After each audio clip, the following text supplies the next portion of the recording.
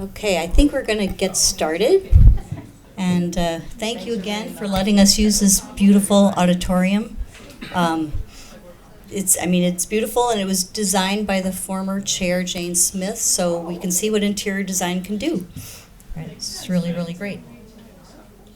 I am so delighted for this event to happen. I can't tell you, because when I found out I was going to be teaching here, the first person I called up was Susan Sinaizi.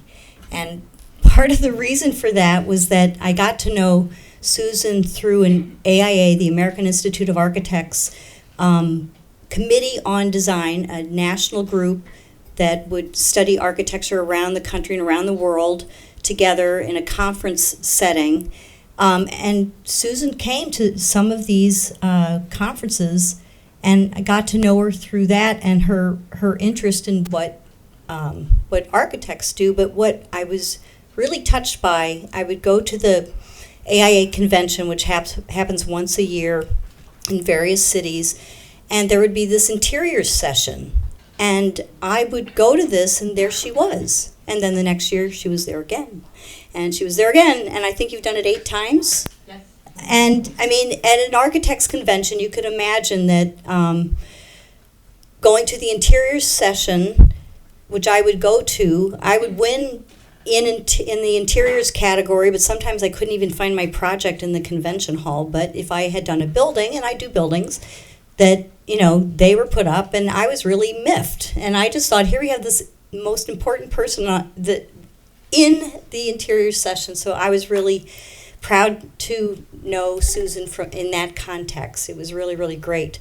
And our whole lecture series is named Inside the Box because of Susan Szenasy, because when I sat down with her to talk about this program as an advisor, and when she spoke at the last AIA convention, she said, we live 90% of our time inside the box, so there you go. So this whole lecture series comes from something that Susan said, and it's really true. It may not be true in Italy, where people don't live inside the box so much, but here we do, and it's relevant. We've talked about how relevant it is because we touch people more than other professionals and other careers don't touch people as much as we do. So it's really, really important.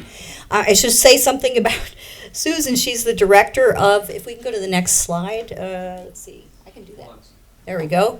The director of design innovation at Metropolis magazine. She moderates think tank discussions at architecture and interior design firms in major U.S. cities. She speaks at universities, serves on countless design juries. She's all over the place. I don't know how she does it.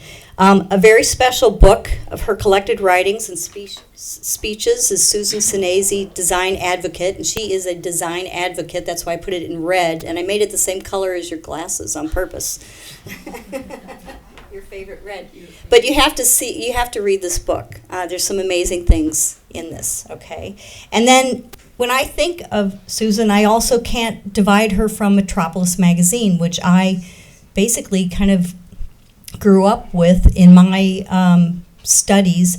I just pulled out a few copies. I have one from 2013 here because I keep these like they're books. They're not just magazines. So these things are filled with all sorts of wonderful aspects of design. And I even found a book by Susan called The Home, which I have here, that you should all see. And there's so much more. I could barely cover what she has done. She was publisher and editor-in-chief of Metropolis. So sometimes I don't know whether to say Susan Szenasy or Metropolis. I think they're kind of the same. So I'm going to hand the mic to Susan, and she's going to moderate this panel. So I hope I didn't leave too much out, Susan. No, am I on? Let's see. Where's the technology? This one is. We'll pass it around. Thank you so much, Carol. I mean, if you live long enough, you get to do a lot of things. Let me just say that. And if you're lucky enough to find a place that you love, you can do some very important things. And I think that's one of the kind of lifelong lessons for every one of us, because I always, when I go to design schools and I get a lukewarm idea of what designers do and how they work and why they're so important, then I always say, well, why don't you just leave? I mean, why are you here? If you're not totally committed and if you're not fascinated by your subject, then you shouldn't be doing it. Find something else that fascinates you. So I think it's a very, very interesting thing, because design is one of those things that is endlessly fascinating. And one of the things that I loved about being the editor-in-chief of Metropolis was that we could actually, before any design magazine connected interior design, architecture, product design, urban design to the larger issues of culture, we did that. So we were the first ones to talk about the environment and the built environment, the interior, the exterior, the landscape, all of that. We were the first ones to talk about accessibility. And when the Americans with Disabilities Act was passed nearly 25 years ago, where inclusion was about including everyone within the designed environment. I mean, it was all of that. And then when technology came, we really needed to figure out how to talk about technology. So, and we continue, that continues on and on. But I think, and then the relationship between all the professions. So I was very lucky because, and I don't know what happened to my mic. Does it matter? Aaron, the other one isn't. That's not working either? Now this one is working. Should be good, sorry. Okay, so we'll pass this around. Let's hope it keeps working. So anyway, and I'm really glad to be here, because I think I want to hear you, the students and the teachers, about where you see the future of your profession. I think you're entering a profession that is absolutely essential. It's not what it used to be. When it was considered as a kind of high-end decorating, I think it was essential for the billionaires and Architectural Digest. That's fine. But there's so many things that people need in their physical environments that an interior designer with sensitivity to human interaction and human beings can do. It's the quality of the light, the quality of the air, the mood of the color, the tactility of the texture, the connectivity between people, the solitude that you need sometime. I mean, they're all of those things that make us human get played in the interior. And that's why I think your profession is absolutely essential. And just one last comment, and then you guys take over, and I'll just kind of say a couple of things here and there, but you're the stars here. So you also need to know that I started my fascination with interior design as a subject when I got a job. My first job was on Interiors magazine. If you have a library, I don't know if there are copies, archival copies, but it's worth looking at Interiors, because the editor that hired me came on in 1945 when all the American men were at war. This was the Second World War, 44. So she came in at around that time. So it was the time when the United States needed women. United States does very well in all jobs for women when they really need them in the workforce. Doesn't do so well other times still, but I think that was, and Olga Geft was her name, and she was one of these die-hard committed, here it goes again. Okay, so maybe it's me. Maybe you need some young voices here, so I'm going to shut up. But anyway, Olga was one of those people who understood the necessity for interior design. She was part of forming the trade associations. She was there when the ASID was formed, when the IIDA was formed. There were other organizations before that. She chronicled all of that. It was in the magazine. She was part of the conversations all the time, connected with interiors. And she got me so involved because, first of all, she introduced me to interior designers who were fascinating. They loved art. They loved architecture, they loved to travel, they loved beautiful things, and they were fun. I mean, the architects are so serious. No, I don't want to say that, but they are. So, but in any case, it was one of those really interesting moments where I thought I fell into the right place. So that's the long-winded premise of why I love being here and why I want to hear what you guys have to say. So why don't we start, and maybe let's pass, who has another, this one? So why don't we start with your teacher, one of the teachers. And what I'd like for everyone to introduce themselves and then what year you are, because I think that's, and I have already taken that down, but everybody should hear where you are in your academic career. So there you go. Hello. Great, thank you, Susan. Geeta Nandan. I am principal at Thread Collective, which is an architecture and interior design and urban planning firm, and I am co-teacher of the senior thesis studio with Anthony Lee, who is here. And Anthony, you're welcome to chime in at any moment. So am I answering the question of where the future of interior design is going? And just kind of from your observation of the students now, what are the interests and what fascinates you about them? So I am a trained architect, licensed architect, and I find myself to be sort of very beautifully and squarely balanced between architecture and interiors. So I went to architecture school, I got a degree, and when I graduated, I then went and worked for a woman named Clodagh, and I worked there for about 2 years, where I realized I actually kind of didn't know anything. And I knew I had worked for a structural engineer before, and then I went and worked for this hardcore interior designer. And she was a fashion designer before, and I felt like I went through a whole nother level of training underneath her, and actually kind of then understood how to build sort of not just buildings, but environments.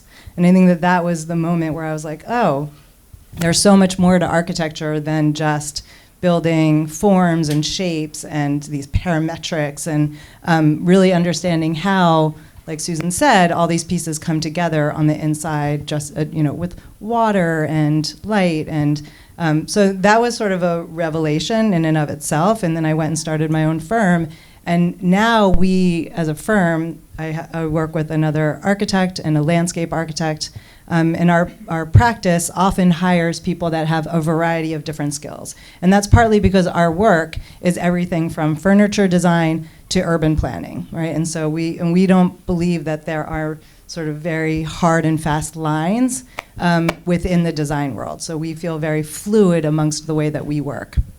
So when we hire people, they have to really also be fairly fluid and flexible.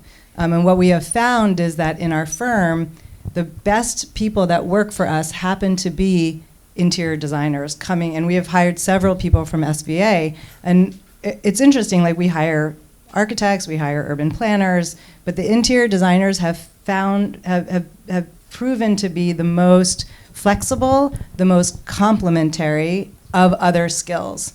So, and this is actually only recently that we had these conversations in our office, because we're going through like a sort of change in our staffing, and we were like, well, who do we want to bring on board? And shockingly enough, my architecture partner, who is a pretty hardcore architect in the way that you define architect, was like, we need another interior designer. And I was like, what? For him to say that is pretty surprising, partly because he felt like it was a way to complement the skills that we have. An interior designer, and especially I think SVA interior design students, have the ability to think sort of spatially and think from a form perspective, but also think from the softer perspective in terms of the interior environment. And they have the tools, and often SVA graduates have the exact same tools coming out of school that the students out of architecture have. So, and often they are actually better renderers because they're able to include all of the softer aspects. So, and not that I want to put down architects necessarily. Oh, go ahead. I am one.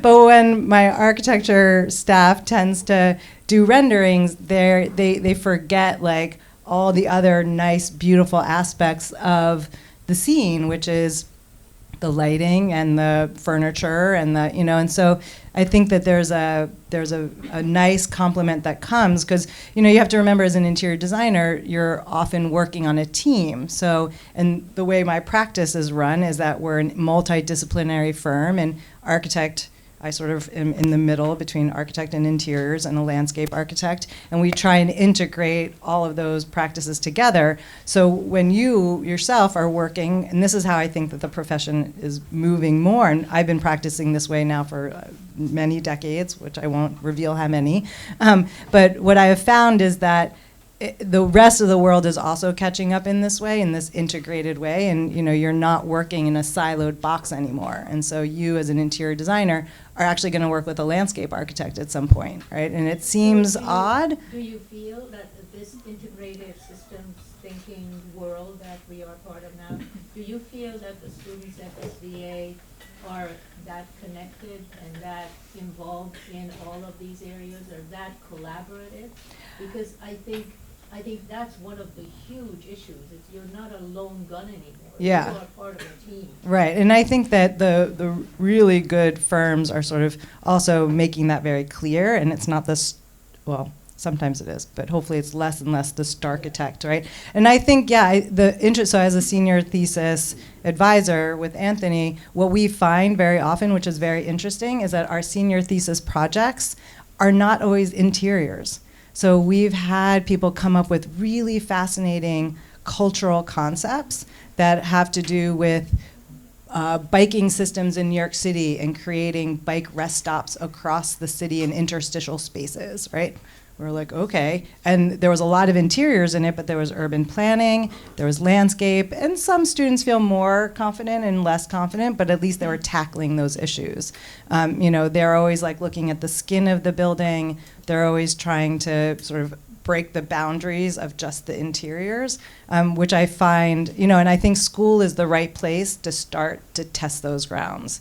And what hopefully everybody here learns is that design is design is design. Whether you're designing a little bottle or you're designing a piece of jewelry to designing, an urban plaza, the process is similar, and the issues around tactility and integration and sort of the human relationship, all of those things still sort of hold true no matter what scale you're working on. So that's really important, and I still feel, and this, having observed this the whole gamut of design for all these many years, and how it's practiced and what the outcomes are.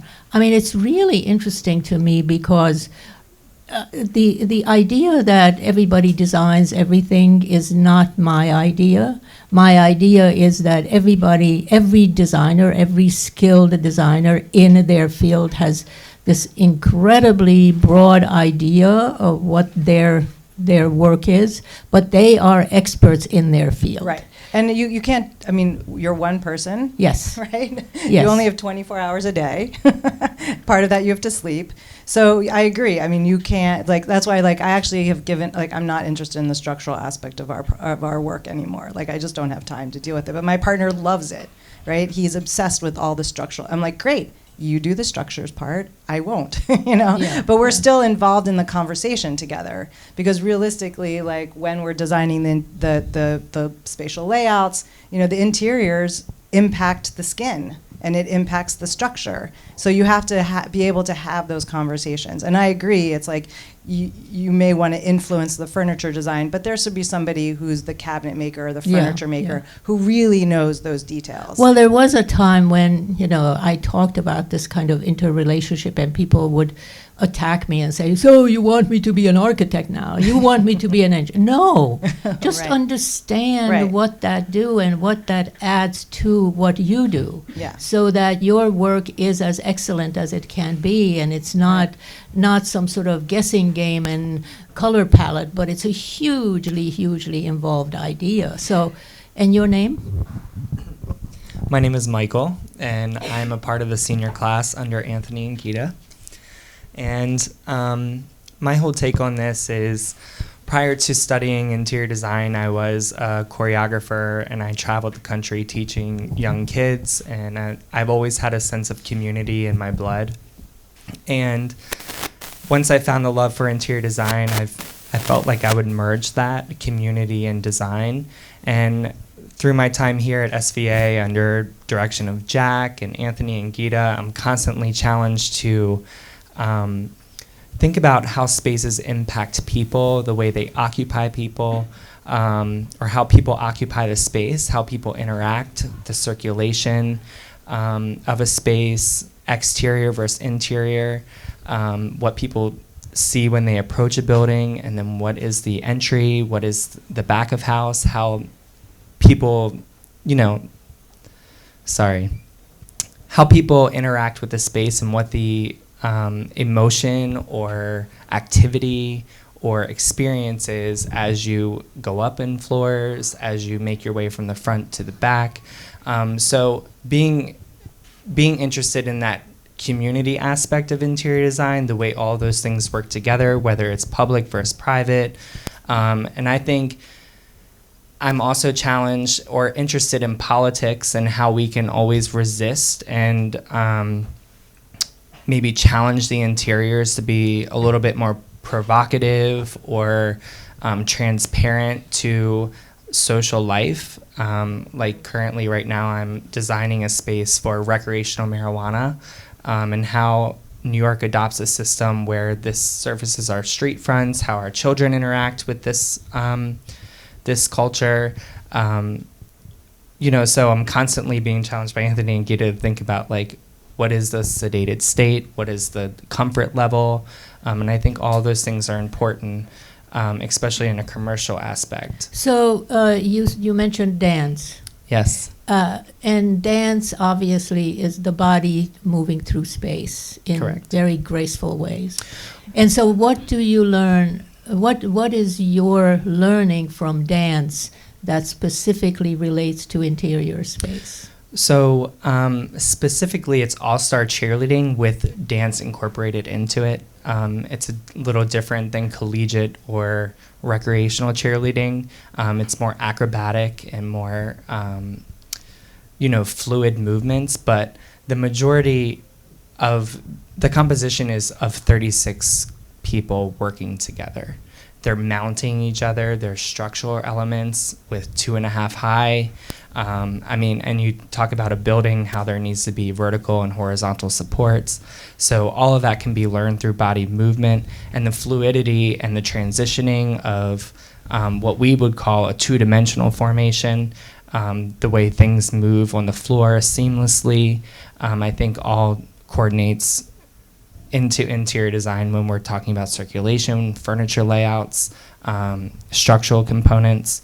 So I feel like that could all be learned. And Well, you're also hitting on something really important, that is that now it's not the, receding away in your private space, but connecting with people on all levels, connecting with each other's strengths. So what you described as your experience in dance is really important in the rest of the world of interiors, where you're going to have various groups working together or working apart or breaking up and working together again. I mean, there's so much fluidity right now. It reminds me of a dance. So I think your training is a really good sort of thing to harken back to, because that is also helpful for you think about how the interior is used. Absolutely.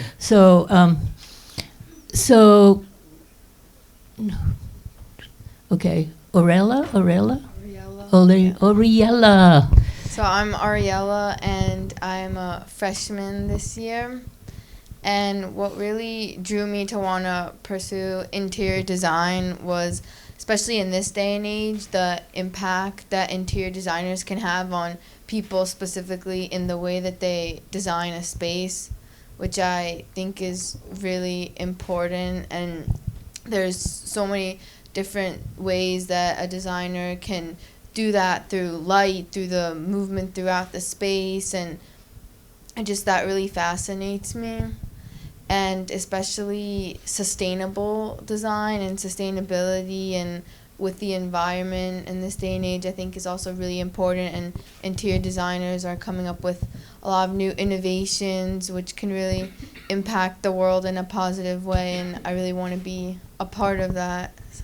So, and I think you're right, and I think especially, I don't know if any of you have been watching this climate change report from the UN that just came out. Major warning that we have to get away from the petrochemicals that spew all that carbon dioxide into the atmosphere, and it's going to close off the earth, and we're going to cook ourselves. So, and the interior is not free from this. I mean, the products that are being manufactured today, much of them are petrochemical based still. So how does that affect what you do? You can't always, specify a wool carpet when the wool carpet takes miles and miles to ship from somewhere else. So you really have to be very careful in how you use it, and how you engage your resources, how you engage manufacturers with what you want. See, I think, and I'd like to hear from all of you on this, because I'm very disappointed in practicing interior designers right now and architects, because we've been asking this question for a long time. And when they specify, 5,000 chairs, for that spec, you have every right to say what's in here, what's harmful, what can be substituted, and let's change the product line, and let's change the product's makeup. It's not happening as often as I would like it to. And one of the things in these architecture and interior design offices that I visit, they kind of cringe when I ask that question. I mean, this is really, really disappointing. So, and you guys, I mean, you are beginning your careers, your lives in the next few years, and you are the inhabitants of the 21st century.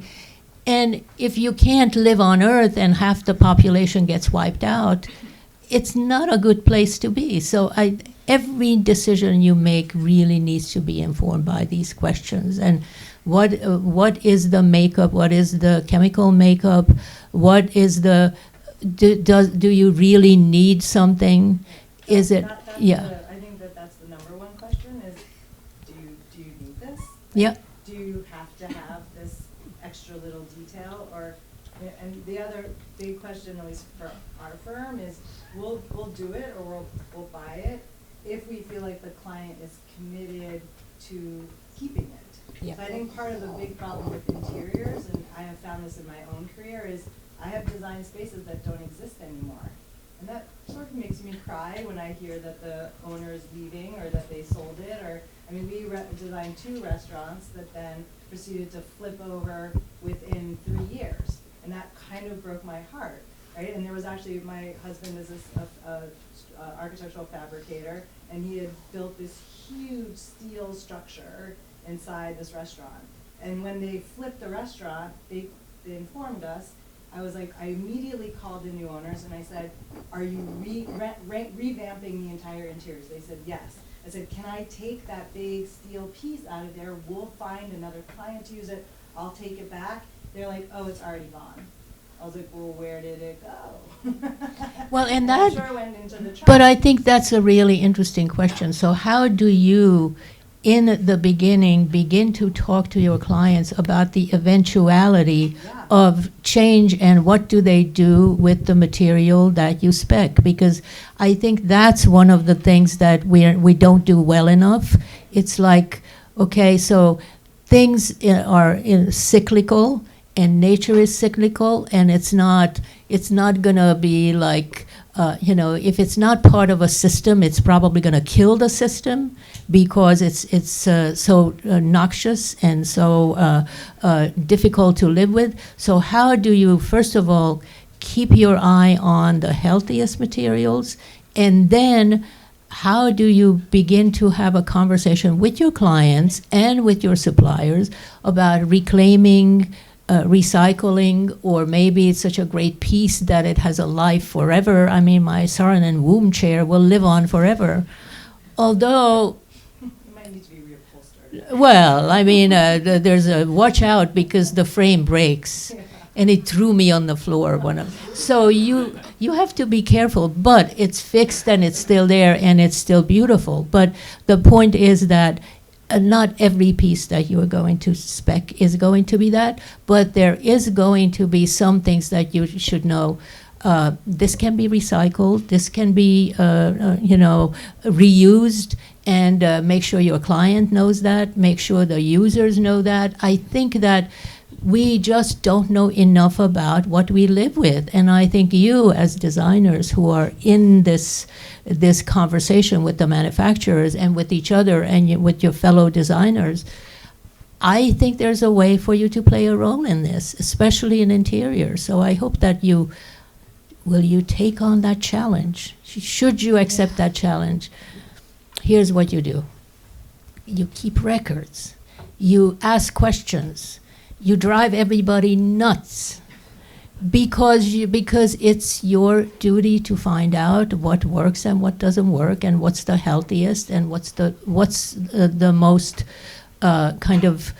humanly supportive, earth supporting thing to do. So, next. Hi, I'm Susie. I'm a junior. I want to be an interior designer because I want to help people build their house with limited cost and with limited materials, because the rapid growth, popularity, and all the population's waste. I just want to help with that, start from interiors. So that's very nice. I think and how's that going? How's the I'm still research learning. going in that? Because I think it's a great idea, and I think that we talk about smallness a lot, but we're not talking about the whole system again. So it's like there's a small house movement, there's all of this, but how do you use the earth, the resources of the earth, the things that are available? How do you remake some of the things? What do you build in? What do you not build in? What do you make mobile? I mean, it's a huge number of questions that you're asking, which is really exciting. So are you willing to take on that charge? No, yet. Yes. No. Good. Yes. My name is Hao. I'm from sophomore year. To be honest, at the beginning, I tried to be a stage designer, but I realized that they don't have that major, so not that much. So eventually, come in interior design, and after I get into the area of architecture, I was obsessed with it. To begin, I don't know where to begin with. For example, Alva Aalto, he's always my idol. Like the way they use. Mine too. Really, the way he uses design to help his own country to recover after civil wars. And for example, John Rhizome. Sorry, this mic.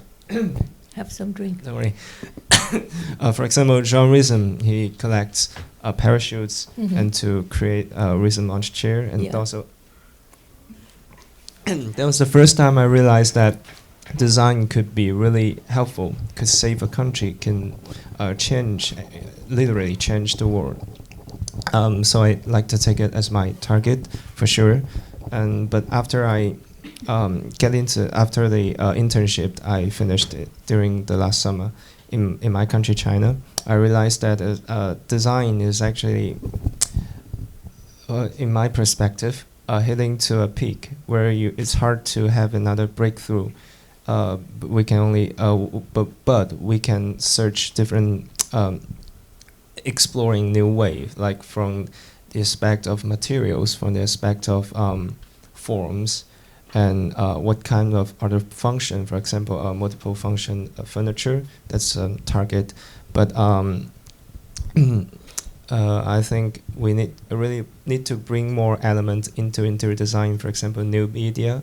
If we put new media design into an interior design and combine other pieces together, that could create a new path of interior design. I talk too much, maybe. No.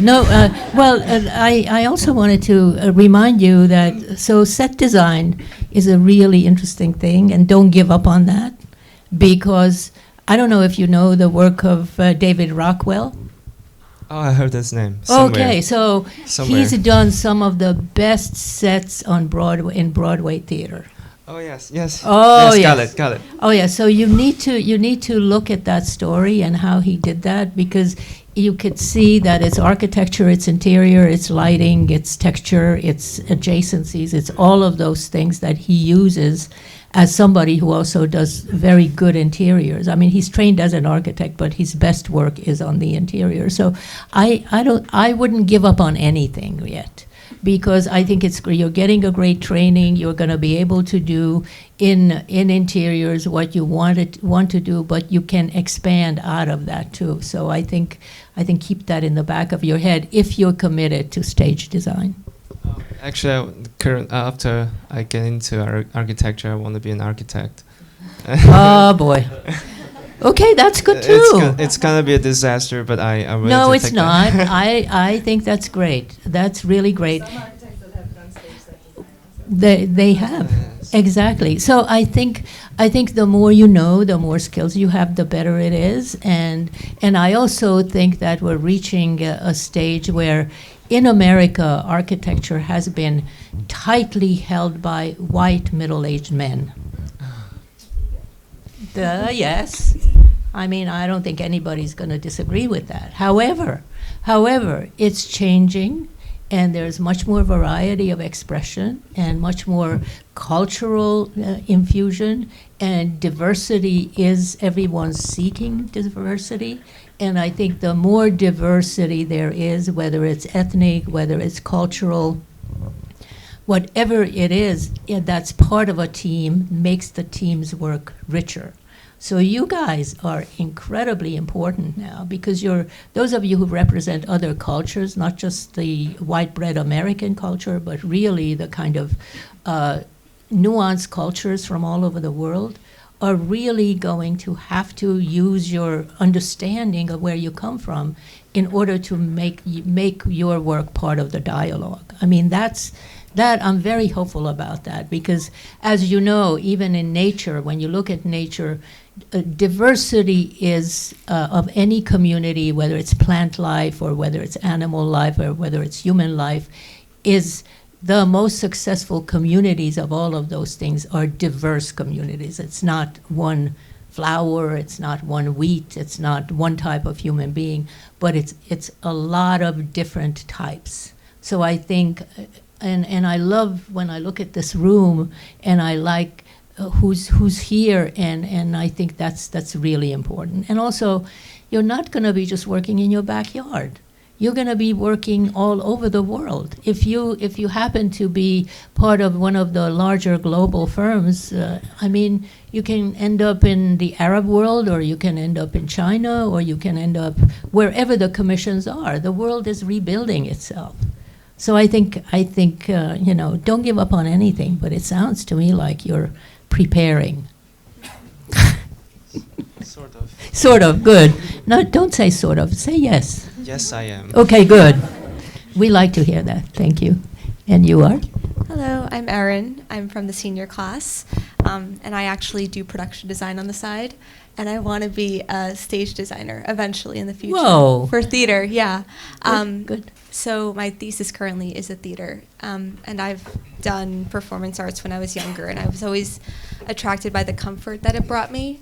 And so in interior design, especially, that's one of my mantras is comfort for both the user and the person who is working or living in the space the entire time, or somebody who's only there for a half hour, regardless of what the space is. So I try to focus on that a lot, both in circulation, but also a lot in materials and furniture and lighting, and both production design and interior design, I'm able to bounce those factors off of each other, and I think I've learned from both aspects.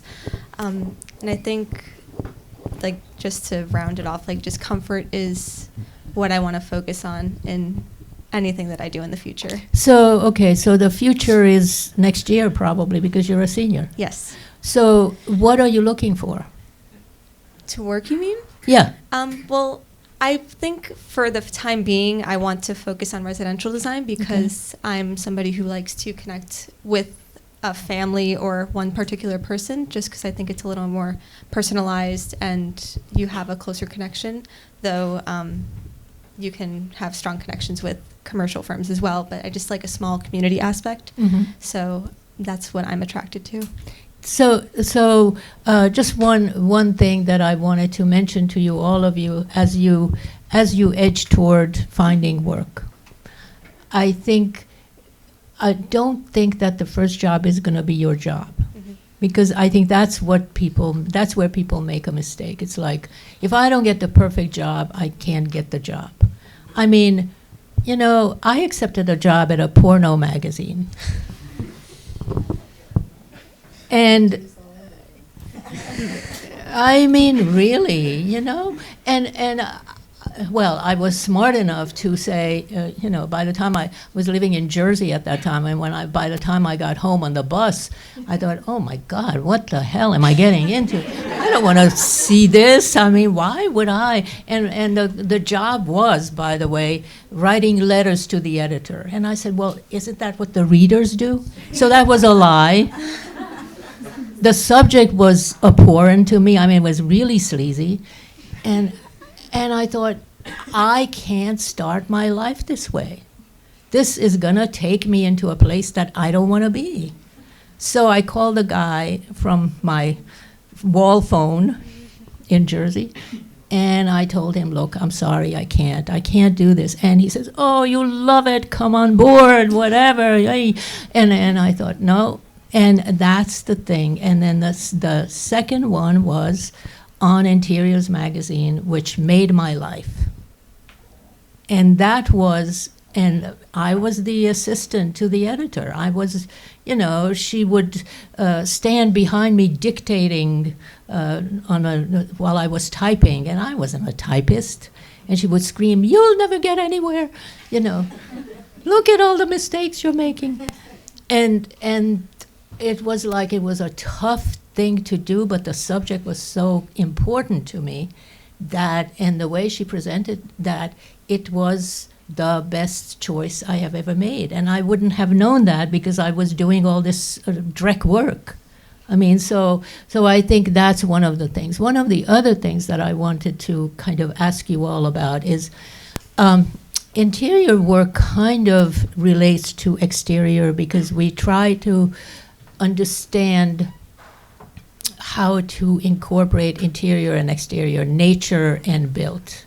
So there are many requests now for outdoor rooms, for gardens, for something where neat meetings can be held outside, because people need exposure to the sun. We all need vitamin D. We all are creatures of the sun. So we can't be locked away in rooms that are constantly artificially lit. So how do you all feel about that? I mean, I think it's pretty exciting, but do you feel that you're prepared to do that? I completely agree. I think that just the connection with nature needs to be even more elevated, especially in our city atmosphere. So we're starting to see that now in some of the newer buildings or areas that are being recreated. And I think even like the High Line and then Battery Park, we just need more green spaces, and I think that New York is going more in that direction. And Well, I wish that I could agree with you. But New York City has 20 mega projects being built right now. All the 5 boroughs are building. And there are at least 5 skyscrapers in each one of them. And they're all luxury. So, and the neighborhood isn't being built up. So I think that there's a lot of work that's going to need to be done, remedial work, when this hits, because people who move into these luxury buildings, they'll eventually have kids. The kids will have to go to school. If there are no schools in the neighborhood that they can send them to, they're going to leave. There's this formula. They create all these restaurants around these high-rise buildings. But it's now, I just read this big piece in Curbed, the electronic magazine, where restaurants are going out of business around these areas because they're like big name restaurants that are being touted by the developer, and the market isn't there, even though it's a wealthy neighborhood. So there's so many things that are being questioned right now. And you're stepping into this world with your knowledge and your understanding, and you're going to have to be part of that questioning. So how do you feel about that, since you're going to be doing it next year? Can you repeat the question? Well, I mean, all the questions that are being asked now. I mean, it's like, I'm on a panel tomorrow on affordable housing. Unless the city and the urban life in a city is not just one type of person, but it's a layering of people who are doing all kinds of work, all kinds of services in order to support everyone in that city. So, I mean, it's a very, very interesting time where everything that is built is luxury, and that used to be the interior designs profession. And now you are going to have to say, okay, how do I deal with this? I mean, what questions do I ask of my client? What's the conversation? Because it's not enough for you to get that commission. It's important enough to understand that there are bigger questions around. Yeah, so I agree that it's more panned or catered towards a higher income population. And I think that's very unfortunate with the economic diversity that we have in the 5 boroughs. So I think a push for more affordable housing is something that's very important, and not making it seem like it's only for the least income people, but regular people, but also just the middle class as well, but also lower class. So it just shouldn't be pushed towards just the highest income have the luxurious places, because half of these buildings sit empty, or a lot of the apartments are just not occupied. So, and then it's just not accessible for regular people who are in very poor facilities right now or living on the streets. And it's just something that needs to be focused on a lot more in the next, like tomorrow or today even. And I think the design community has to be part of that discussion. Exactly. Because you can't be left out. You're not just somebody who furnishes and puts a beautiful room together and then you leave and that's it. I mean, it's much more complex than that. So I mean, what are you most excited about your profession? Maybe let's go down the line. And just briefly, what can't you wait to get into right now? As I said, El Alto is my idol. Yeah. He's architect, but he also do furniture design, product design. Yes. Also, so that's why I want to be a well-talented architect or designer. Just put it this way, could design anything, and yes. Well, there's also very interesting because Alto understood Finland and where it is and its geography, its resources, the way he used wood. I mean, he would never put metal against the human skin. It was always wood. It was the texture of wood, the feeling of wood, the bending of wood. So, I mean, there was all this kind of wonderful natural stuff that he developed within a country that had huge forest, birch forest, from which he built the furniture.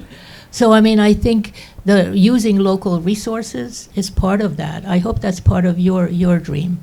Yes, yes. And he spent 5 years to experiments about bending woods Yes. with his wife. So I think countless failure is gonna be so exciting because you're gonna overcome once again and. Yeah, so I think that's great because I think you can't go wrong with Alto. Just don't adopt his drinking habits. He had a problem. But Alcoholic? yeah, Oh yeah. but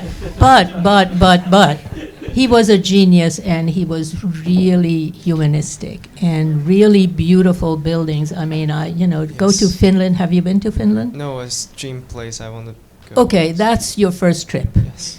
Because you have to see Alto inside, outside, location, all of it. So it's really worth it. Okay, so what are your sort of hope, the most interesting thing that you want to be doing as an interior designer? I'm not sure, actually. You're not sure? Okay, well, Yeah. But I mean, what you talked about is that the smaller scale and the Yeah, I like to idea. design, like, I mean, that's a people's big home. deal. That's a big idea. That's a big idea, and that needs to be researched, that needs to be thought about. And it can be a knee-jerk reaction. It can be like, people want small, I'm going to build a house that's like 2 feet wide. No. I mean, there's, how do we live a civilized life within an urban environment because land is not there for everybody to plant a little house on. So, and so how do we maintain our connection with each other, connection with the family? I mean, we are living in very difficult times right now, and everybody's disconnected and everybody's jeering at one another. So you guys are going to have to mend some fences here between people. You're going to have some designs that pull people together. And it's going to be very interesting how you deal with it because it's not an easy thing to do. And you have to be very knowledgeable on human interaction, on what motivates people, how do they work with one another, how do they converse with one another. So I think there's a lot there for you to delve into. So I like the idea that you have a big subject. So the freshmen.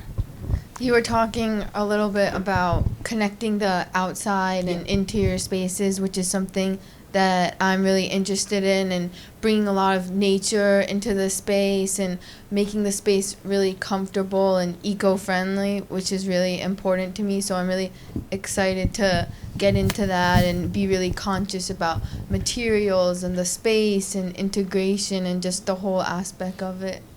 Really excited. So are you guys studying circadian light yet? You're not yet? Not yet, no. Not yet. It's coming. It's really interesting. Just think about this. The Earth's rotation corresponds with its relationship to the sun, and we are calibrated to that 24-hour cycle that the ancients figured out. So this is not a tech thing. It was figured out by people who actually worked with rocks and whatever. So I think that thing, the fact that every creature on Earth is calibrated to the Earth's rotation and the change of light, that is a life-changing thing for anyone in design to think about, because that keeps us healthy, that keeps us connected, that keeps us that gives us an understanding of what we're part of. So, and it's not removed from, the interior is not removed from this. I mean, there are also very interesting studies right now for instance, older people who have something called dementia really get very upset when it gets dark, because they feel, that's been documented, they feel that the world is closing in on them and they're dying, or whatever they feel, we don't know because they don't know how to express it. But one of the solutions to that, it's an interior design solution, is to create brighter light in the evening for them so that they kind of edge into the evening easier than just that sort of immediate, darkening of the skies. So technology calibrated as circadian light sometimes work really well. So I think there's a lot there for you guys. Yeah, it's definitely fascinating, all the new innovations and the way designers are looking at things. So Yeah. a lot to learn. Yeah, I love that because I think that creates something. First of all, you relate to something bigger than yourself, and we all want to understand something bigger than ourselves. I mean, why is it that religions and cultures all are trying to figure out our relationship to each other and to the earth? I mean, we have some ideas, but we really don't. I mean, I don't know, how many of you have been to Machu Picchu in Peru? Okay, that's another trip. You guys have got to, when you travel. I mean, first of all, you realize that people understood more about the sun's connection to Earth and growing crops and surviving human beings surviving on Earth than anything else. They understood where the sun came from, where it come from, where it hit the building, where it hit the field, how the sun nourished the field to grow the crops. I mean, it is a lesson in human understanding that has nothing to do with the technology, everything to do with the idea that we are part of this larger system. And I think that's a very, very interesting thing for all of us to be thinking about. So your next big step, you're going to be dancing through Times Square. I'm inspired by, my immediate precedence would be Hudson Yards, and like this huge composition of outdoor versus indoor. You have the shed, which is exhibition space that could be occupied day and evening, and then you have the Heatherwick Stair, and they completely different forms and purposes. One is just for like gathering people and exercise. The other one is also for gathering people, but more of event space and concerts and things like that. So we talk about limited outdoor access. I think that is a great precedence to bring the communities together. And also I'm excited for Heatherwick's Peninsula that's being proposed in Hudson River Park, where it's like this suspended structure using the water. It's another green space that we can access. So using architecture and the environment and also bringing people together, I think that is a powerful movement, and how designers can also work together to make up one larger composition that we're inhabiting. So you've been there. So you go back. I've been and there, forth. just walked around, but Okay. And I what haven't stage fully is it indulged. in? Because it's like 1 or 2 buildings built. Carol, I think, would know. She's building a restaurant there. What phase is it in?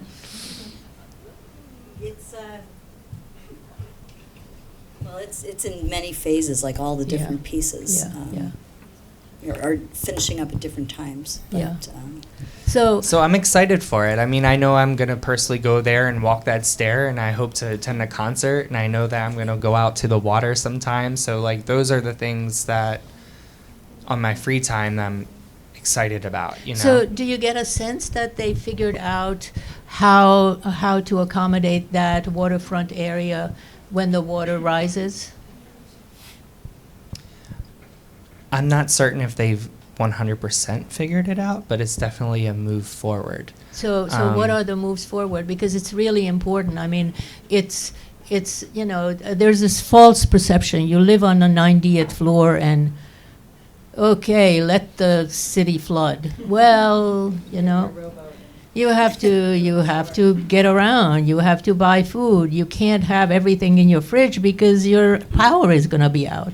So I mean, there are things that we have to think about now. So I've been there and I don't see maybe because the buildings are built on a platform and there are lower buildings that are street level, but then the flood will sweep them away, and so the buildings will remain standing, but then can they be occupied? So I think the questions that we need to ask are, again, these environmental human questions that are not far away from the interior designer, because you're going to have to understand this. Absolutely. So, so you haven't seen any signs there that they're relating to the water? Other than the Heatherwick Peninsula that's being suspended, I can't say that there's, obvious elevation in whether it's land or puting buildings up higher. Not that I can tell anyway from a block away. Well, I think you would know if there's some sort of, room between the base of the building and where the building starts, and how do you get into the building, and then how does the other area of the development respond to when there's that 10-foot water wall. Mm-hmm. I mean, and it's going to happen. I think one of the big projects in New York City, which is the Cornell Tech Center on Roosevelt Island, is the only one that actually figures out how to use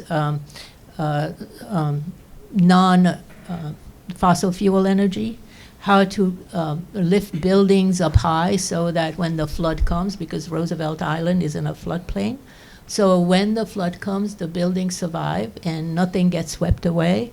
The landscaping filters the water, cleans the water. So I mean, that's the only one that I know of in New York out of the 20 that actually uses some sustainable moves that respect life.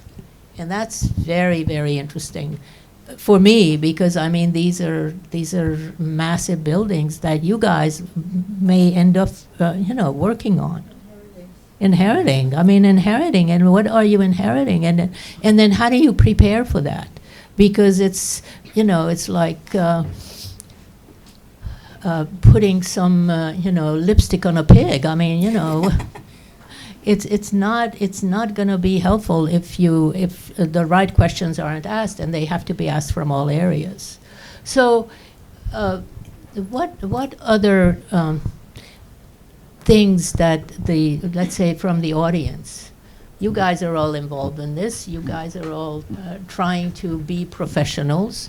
What questions would you like to ask, or what observations would you like to make about your profession? Anyone? I guess just touching on like what you guys were talking about before with sustainability and affordable income housing and everything. Wow, that's really loud. But you guys touched on the fact that every product that we put into our designs affects life, not just like how people view it, but the materials that it's using. And in our sophomore materials class that we've been taking since the start of the semester, just in these 2 months, the places that we've gone to and the people that we've spoken to, most of our discussions are about sustainability. And I really feel like a keynote of our design generation is going to be sustainability. I truly feel that like we're on the cutting edge of changing the entire scope of how things are being utilized. We went to Interface, and they are using, like several other companies are as well, but they're using fishing nets from the ocean. They have different villages and other areas where a lot of the fishing nets wash up. They have them collect them, and they've actually been turning it into rugs, and then those rugs actually continue with a binding contract agreement with the people who eventually own them, and anyone who transfers the building over, that it has to go back to the company so that it can then be shredded and restored again into new carpets.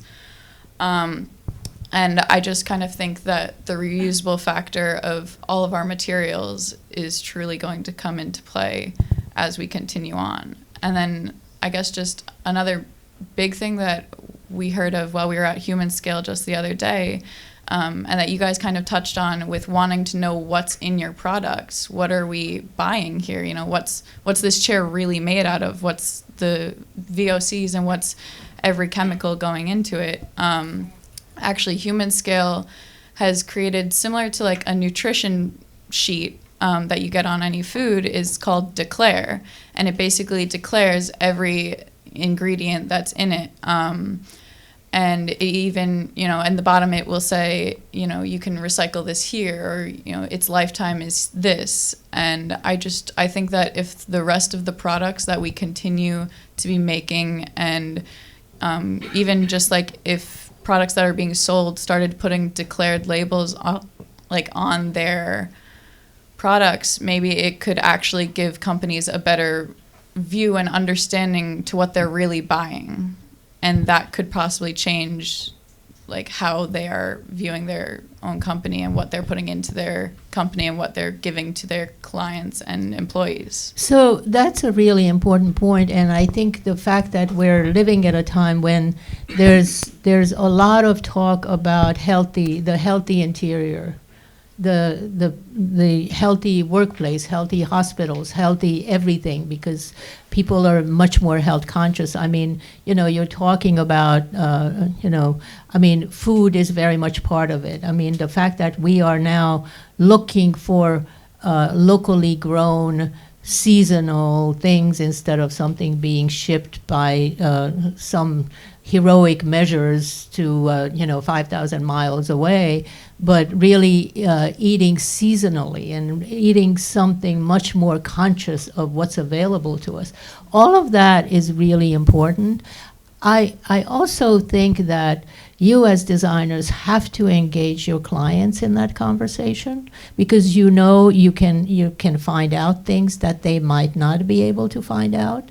And the fact that you can go down one of those labels and say, well, these things are egregious chemicals that could be poisonous to the people who are working or living there.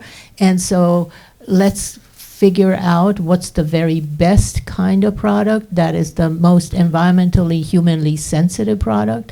And I think your value as an interior designer really grows exponentially, because you are now in the business of health, and everybody's talking about health. There is not a corporation, whether it's tech, whether it's manufacturing, that isn't interested in their workers' health. Because especially young people, they know that they need to be in a place that they feel comfortable with. As you talk about sustainability, that's your generation's mission. You're not alone. Your clients, your age, and a little bit older and much younger, are also part of this wave. So it's a very promising moment for you all. Susan, Yeah. take one more question. One more question? Anyone? Back there. I just have a comment. I hope the students understand who you have in this room today. Here is a woman who not only understands the history of interior design, coming from a different background, but who's looked a lot deeper into not only the designers and what they've actually done, but how they lived and how important their lives were. And she can relate all of that information back to you. In terms of your research, this is how in-depth and how important it truly is.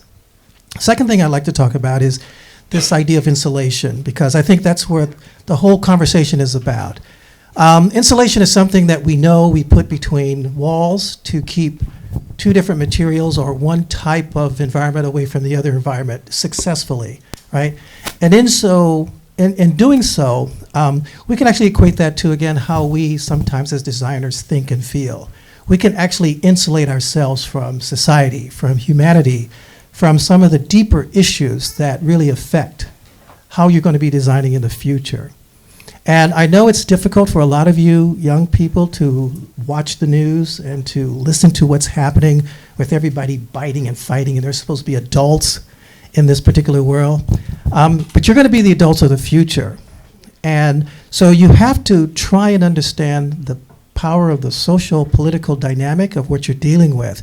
Because as Suzanne said, in the future, the focus for what you're doing is going to be a lot more broader in terms of society and not so specific as in terms of just the people who can afford or historically have been able to afford what you do. There'll always be a place for designers designing high-end. So for those of you who really want to do that, you should not be deterred to thinking about that. But for most of us, including myself, I think Suzanne and Carol and others who teach you, this broader sense of humanity has to be addressed now. And we are really the first generations to do that in design. So what that says to me is that design becomes broader. And so, again, this idea of research, connectivity to humanity and to nature, goes hand in hand with the idea of the principles and the concepts that really propel us to make better quality environments for people to live in. So I just want to say, I think we're blessed today to have her here. So I'd like to just give her a round of applause.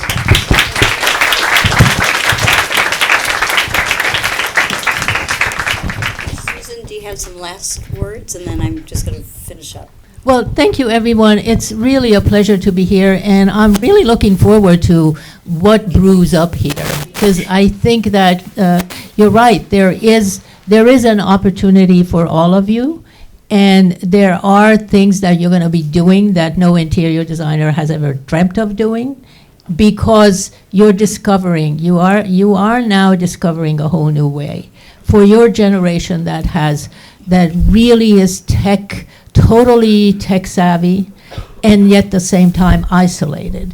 How do you bring them together? How do you make sure that the life is respected by the group, by the individual? I mean, there are so many things that you need to be concerned about. And whereas, 10 years ago, 15 years ago, it was a nice interior. And so what do you do with that? And now it's like, whoa.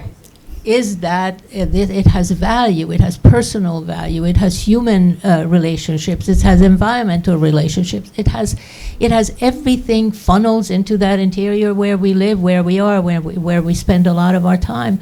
So I am really looking forward to some great things from you. And I'll be watching. She will be. And I want to thank our students. You were stars. And Geeta as well. And Susan, I'm just like, I can't even believe you're sitting in front of us and we got to be part of this today. I want to just add one little footnote in regard to how broadly we can think in this department. I spoke to Kevin O'Callahan, the chair of the 3D department, about doing some stage set design with us. So I think Aaron and Howe have to be my committee for doing this broader look at what interior design is all about. In many ways, what Geeta talked about, from something small to something big like urban design. Susan has thrown down the gauntlet. She's really given us a challenge. And I personally want to take it up, and I think you do too. So let's give her another round of applause for that. And I want to present Susan with the first helmet, hard hat. Oh, my Lord, I get another one. From us. Oh, thank you. I love this.